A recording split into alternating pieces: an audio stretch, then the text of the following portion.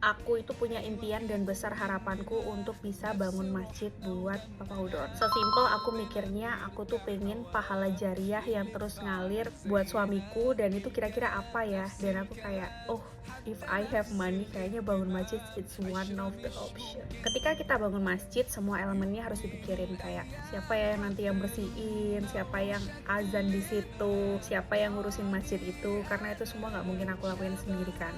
Terus aku sharing kan sama temen-temen aku yang mereka punya experience gitu udah bangun masjid. Terus aku tanya, kira-kira faktor apa sih yang harus kita pikirin kalau kita bangun masjid tuh?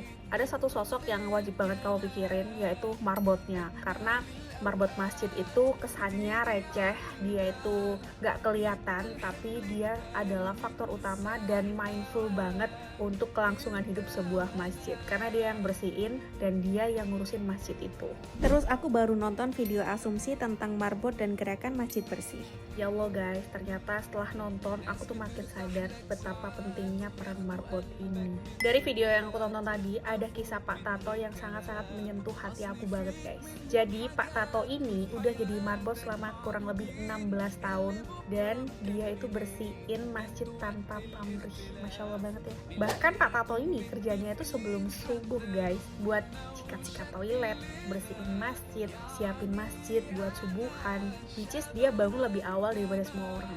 Pak Tato itu bilang kalau masjidnya bersih, aku tuh happy karena umat kalau ibadah jadi lebih nyaman. Tapi kita sering lupa, ketika kita sholat, siapa yang ngebersihin dan ngebuat masjid tuh nyaman. Dan ternyata ini salah satu effort dari Pak Tato yang bikin merinding guys. Ternyata Pak Tato tuh pernah ngalamin sebuah keajaiban. Jadi Pak Tato tuh butuh duit buat bikin sertifikat, dan sedangkan dia adalah marbot dan dia nggak ada duit gitu loh buat bikin sertifikat itu.